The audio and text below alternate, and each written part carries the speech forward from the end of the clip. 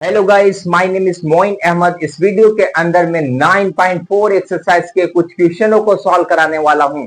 I request you that if you haven't subscribe, like share and definitely subscribe to my channel to see more videos like this so that you get the notification of the upcoming videos first. Without wasting time, let's get started. मैं आपको कुछ information देना चाहता हूं।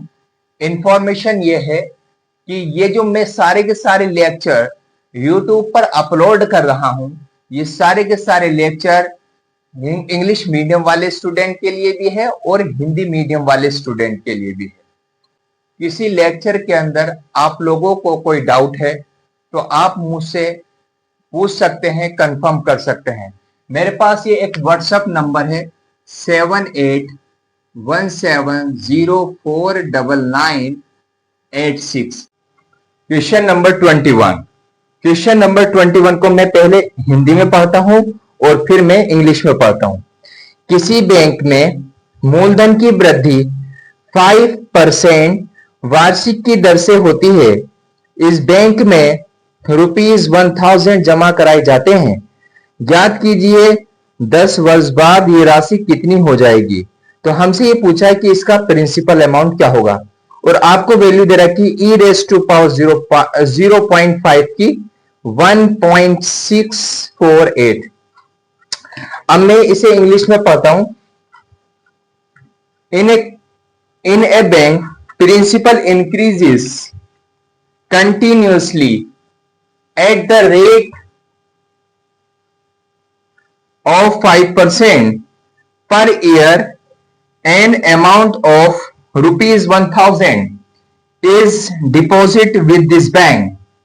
How much will it worth after 10 years? देखो, मैं आपको principal amount के बारे में बताता हूं। प्रिंसिपल अमाउंट वो होता है जो हम उधार लेते हैं या किसी बैंक में हम क्या करते हैं, किसी अमाउंट को जमा कराते हैं। उस अमाउंट को हम क्या बोलते हैं, प्रिंसिपल अमाउंट कहते हैं। या हम किसी से लोन लेते हैं तो वो हमारे पास क्या होता है, वो अमाउंट प्रिंसिपल अमाउंट कहलाता है। तो हम यहां पर सबसे पहले प्रिंसिपल अमाउंट कंसीडर करेंगे। Question number 21, let the principal amount be P at the time T. देखो, इसके अंदर अगर हम क्वेश्चन के अंदर अगर ध्यान से पढ़ें तो प्रिंसिपल इंक्रीजेस हो रहा है टाइम के साथ। यहां पर in a bank principal increases continuously at the rate of 5% per year. हर साल 5% की दर से वो हो रहा है इंक्रीज प्रिंसिपल अमाउंट। तो हर साल का मतलब यानी समय के साथ ये क्या हो रहा है, चेंज हो रहा है। तो यहां पर हम लिखेंगे dp अपॉन dt, बिकॉज ये t के रेस्पेक्ट में क्या हो रहा है, चेंज हो रहा है। तो हम यहां पर लिखेंगे dp upon dt। Principal amount में समय के साथ ये इंक्रीज हो रहा है principal amount, dp upon dt। अब इसने कहा eight the rate of 5% per year, हर साल ये 5% की दर से इंक्रीज हो रहा है। तो p का क्या निकालेंगे हम, 5%। p इंटू 5 अपॉन परसेंट का मतलब होता है 1/100। इसे मैं इक्वेशन 1 कंसीडर कर लेता हूं। ऑन सबसे पहला स्टेप होता है सेपरेटिंग का। On separating the variables on both sides.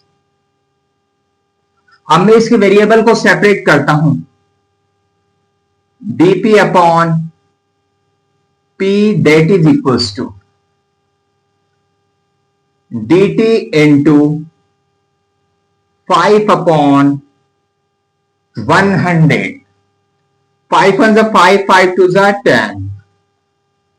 dp upon p is equal to dt upon 20। जब वेरिएबल सेपरेट होते हैं तो इसके अंदर सेकंड कॉन्सेप्ट होता है, सेकंड स्टेप होता है इंटीग्रेशन का। हम इसका इंटीग्रेशन करेंगे on integrating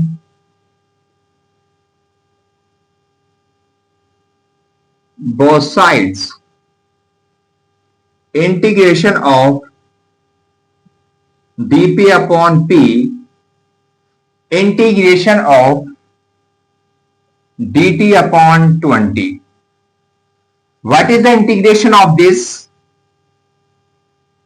log p, that is equals to, integration का एक रूल होता है कि जो हमारे पास कांस्टेंट नंबर होता है वो इंटीग्रेशन से बाहर चला जाता है। जैसे 1/20 है तो ये इंटीग्रेशन से बाहर चला जाएगा इनटू dt।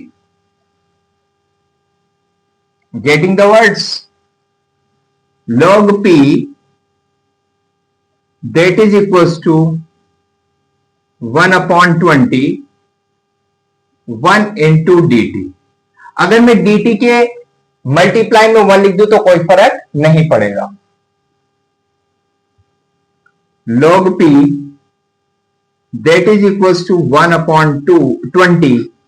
देखो 1 को मैं t रेस टू पावर 0 भी लिख सकता हूं। अगर हमारे पास कोई नंबर होता है, अगर हम उस पर 0 पावर लगा देते हैं तो उसका मतलब क्या होता है? 1 होता है। तो मैंने t रेस टू पावर 0 यानी 1 को t रेस टू पावर 0 लिख दिया। log p is equal to 1/20। Integration का एक रूल होता है कि जब हमारे पास कोई एल्जेब्राइक फंक्शन होता है और हम उसका इंटीग्रेशन करते हैं तो उसकी जो पावर होती है उस पावर में हम क्या कर देते हैं? एक ऐड कर देते हैं। जितनी पावर ऊपर होती है उतनी पावर नीचे होती है। देखो यहां पर आगे यहाँ पर 0 पावर है तो इसमें एक ऐड किया जाएगा और जितनी पावर ऊपर है उतनी पावर नीचे होगी प्लस सी। यहां पर लिखेंगे log p that is equals to 1/2 into t plus C. Right, जब मैं इस log को राइट साइड में शिफ्ट करता हूं तो ये e की फॉर्म में जाएगा। p is equal to e raise to power t/20 into e raise to power c, where e raise to power c is equal to capital C। मैंने e raise to power c को क्या consider कर लिया? Capital C consider कर लिया, क्योंकि ये भी हमारे पास कांस्टेंट है और ये भी हमारे पास कांस्टेंट है। p is equal to e raise to power t/2 into c, that is equation number 2। इसे मैं इक्वेशन नंबर 2 कंसीडर कर लेता हूं।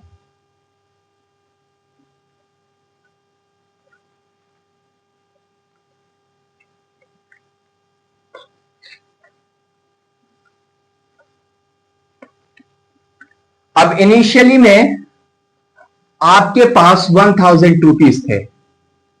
इनिशियली का मतलब होता है t is equal to 0, t is equal to 0, t is equal to 1000।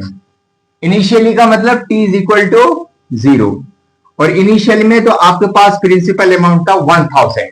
ये वैल्यू उठा के इक्वेशन 2 में हम पुट कर देते हैं। फ्रॉम इक्वेशन नंबर 2, देखो ये p है, इस p के प्लेस पर 1000 is equal to e raise to power और t के प्लेस पर 0 लिखूंगा 0/20 into c 1000 that is equal to 0/समथिंग का मतलब होता है 0 इंटू c 1000। किसी की पावर अगर 0 होती है तो उसका मतलब 1 होता है। e raise to power 0 1 into c that is equal to 1000। अब ये वैल्यू उठा के हम इक्वेशन 2 में पुट कर देते हैं।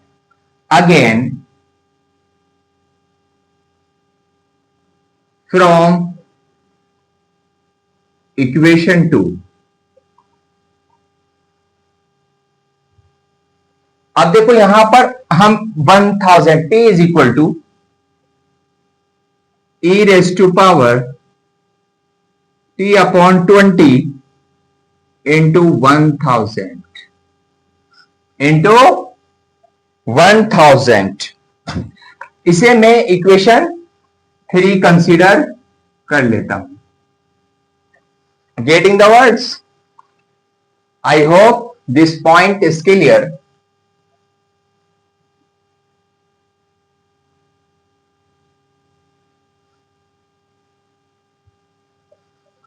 अब इसने आगे क्या बोल रखा था कि 10 साल के बाद ये प्रिंसिपल अमाउंट कितना हो जाएगा। 10 साल के बाद ये प्रिंसिपल अमाउंट कितना हो जाएगा, तो t is equal to 10 p कितना हो जाएगा, p क्वेश्चन मार्क, p कितना हो जाएगा। तो यहां पर p पूछा इसने principal amount, p is equal to e raise to power t upon 20 into 1000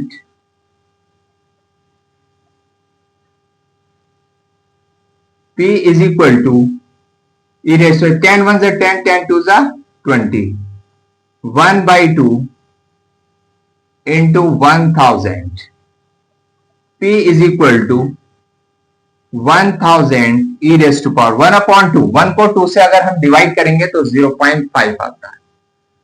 आपको e रेज टू पावर 0.5 की वैल्यू थी आपके पास 1.648।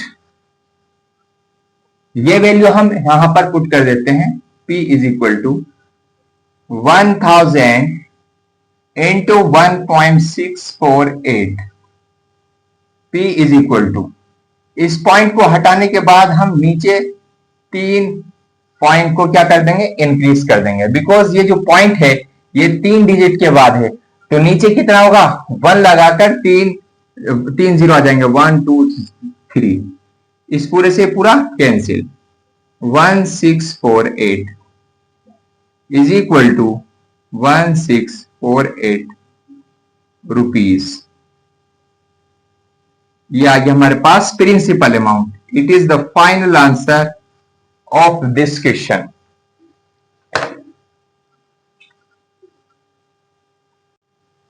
Question number 22। सबसे पहले मैं इसे हिंदी में पढ़ता हूं एंड देन इसे इंग्लिश में पढ़ूंगा। किसी जीवाणु समूह में जीवाणुओं की संख्या 1,00,000 है। 2 घंटे में इनकी संख्या में 10% की वृद्धि होती है। कितने घंटों में जीवाणुओं की संख्या 2,00,000 हो जाएगी यदि जीवाणुओं की वृद्धि की दर उनके उपस्थित संख्या के समानुपाती है। अब मैं इसे इंग्लिश में पढ़ता हूं, because these are lectures for English medium and Hindi medium. In a culture the bacteria count is 1 lakh. The number of bacteria is increased by 10% in 2 hours. In how many hours will the count reach 2 lakh if the rate of bacteria is proportional to the number of present? अब इसमें हमें जो present में bacteria है उसको count करेंगे eight the time t। Question number 22. Let the bacteria count be at the time t. At the time t. Time T पर हमारे जो बैक्टीरिया हैं वो भी हमने कंसीडर कर लिया। अब इसमें ये जो बैक्टीरिया हैं ये समय के साथ क्या हो रहे हैं, इंक्रीज हो रहे हैं। देखो अगर मैं ध्यान से पढ़ूं, in a culture the bacteria count is 1 lakh, the number of bacteria is increased by 10 hours in 2 hours. देखो प्रारंभ में जो स्टार्टिंग में थे वो 1 lakh थे, जब 2 घंटे हुए तो 2 घंटों के बाद 10% से 10% की दर से वे इंक्रीज हो गए।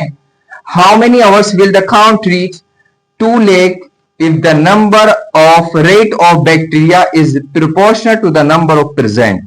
तो इसने कहा कि जो हमारे पास बैक्टीरिया है वो क्या हो रहे हैं, समय के साथ इंक्रीज हो रहे हैं।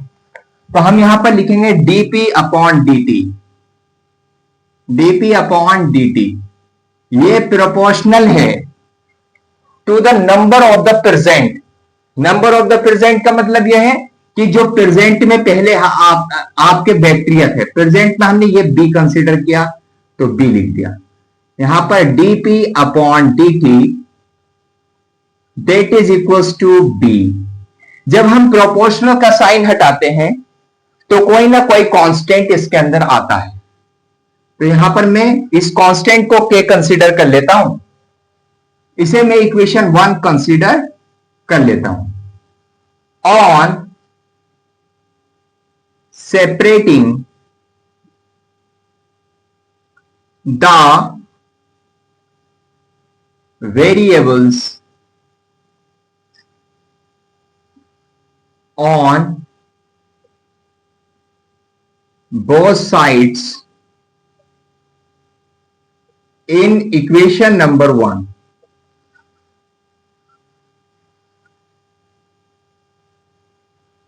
देखो db के साथ हम b का फैक्टर लिखेंगे, db upon b is equal to k के साथ हम dt लिखेंगे, k इंटू dt। जब हमारे वेरिएबल सेपरेट हो जाते हैं तो उसके बाद करते हैं हम integration. On integrating both sides, integration of dv upon b is equal to integration of k into dt। मैं इसका इंटीग्रेशन करूंगा। What is the integration of this, log b। कि हमारे पास कांस्टेंट है, कांस्टेंट नंबर इंटीग्रेशन से बाहर चले जाते हैं। It is the rule of integration. k into 1 into dt log b is equal to k। मैं 1 को t रेज टू पावर 0 भी लिख सकता हूं, क्योंकि अगर मैं किसी वेरिएबल पर 0 पावर लगाऊं या किसी पर भी 0 पावर लगाऊं तो उसका मतलब 1 होता है। तो t रेस टू पावर 0 का मतलब क्या होगा, 1। तो 1 के प्लेस पर मैंने t रेस टू पावर 0 लिख दिया। log b is equal to k। Integration करने का एक ये तरीका होता है कि अगर हमारे पास कोई वेरिएबल है उस पे जो पावर होती है उसमें एक ऐड किया जाता है। जितनी पावर ऊपर होती है उतनी पावर नीचे होती है। जैसे t raise to power 0 power है तो इतनी इसमें एक ऐड किया जाएगा और जितनी पावर ऊपर होगी उतनी पावर नीचे होगी। Plus integration constant c, constant c यहां पर आएगा आपके पास log b is equal to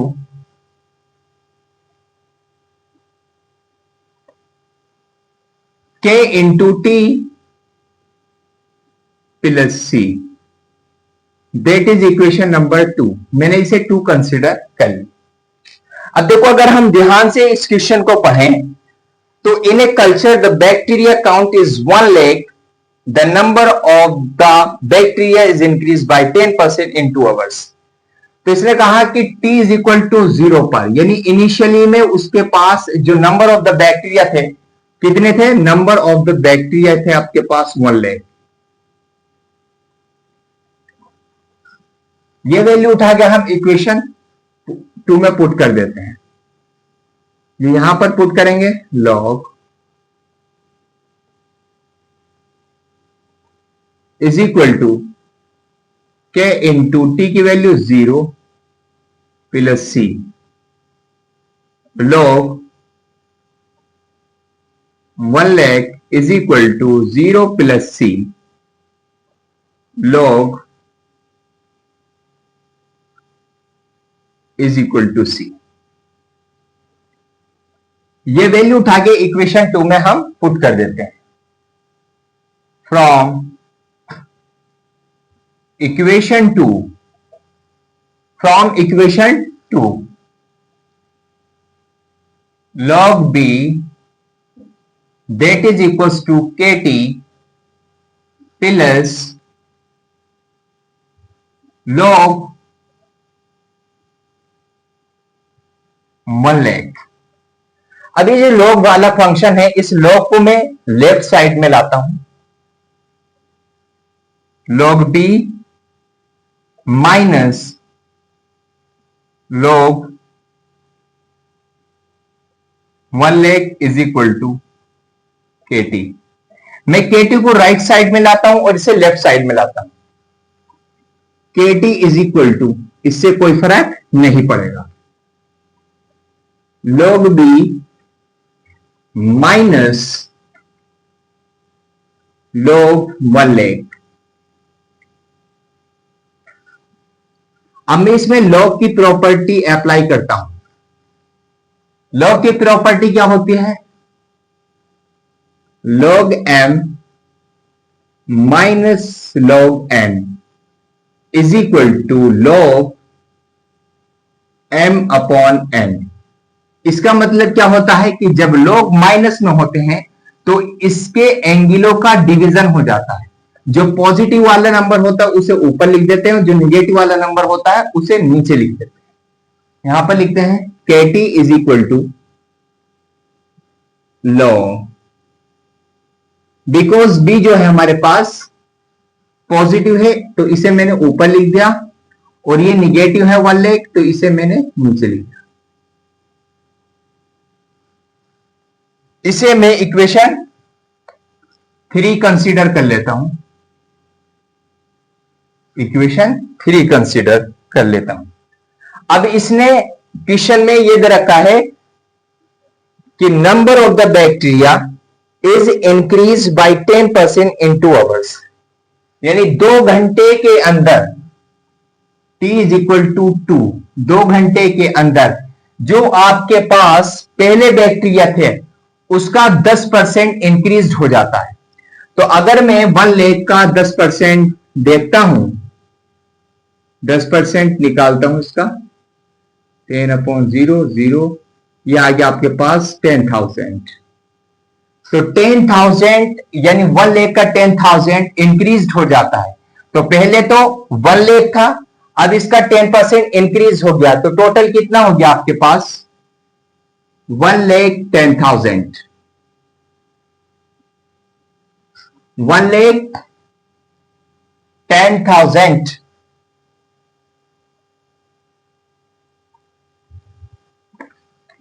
1,10,000 हुआ आपके पास। के इंटू ये वैल्यू उठा के हम इक्वेशन 2 में 3 में पुट कर देते हैं। आर की वैल्यू यहां पर 10% थी तो आर इज इक्वल टू 10% लिख देंगे, इज इक्वल टू टी की वैल्यू यहां पर आ गई हमारे पास 2 is equal to log b की वैल्यू 1,10,000 अपॉन 1 लाख।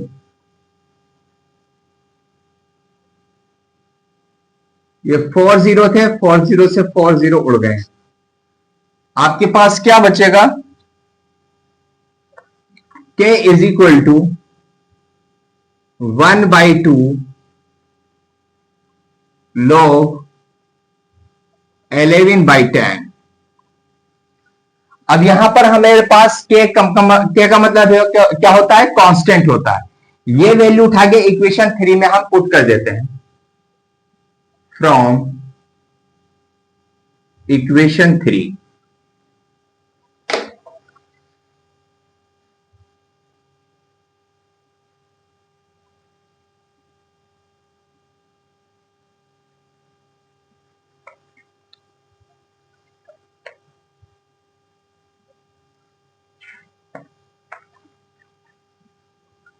के की वैल्यू यहां पर 1/2 आ गई।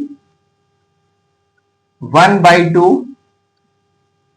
log 11/10 into t is equal to log b upon 1 lakh। अब इस 2 की मल्टीप्लाई इस फैक्टर से कर देंगे हम लोग, log 11/10 into t, that is equals to 2 log b upon 1 lakh। t is equal to 2 log b upon 1 lakh upon log 11/10। Question के अंदर क्या आपसे पूछा था, इन हाउ मेनी आवर्स, कितने घंटों में will the account reach 2 lakh, number of the bacteria, कितने घंटों में number of the bacteria 2 lakh हो जाएंगे। तो बैक्टीरिया की वैल्यू 2 लाख होगी, बी फॉर बैक्टीरिया। ये वैल्यू उठा के यहां पर पुट कर देते हैं, t is equal to 2 log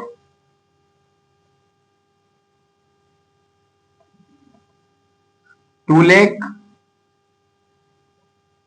1 lakh upon log 11/10। ये 50 है, 50 से 50 उड़ गए, आपके पास बचेगा t is equal to 2 log, इसमें बचेगा आपके पास 2 अपॉन log 11/10।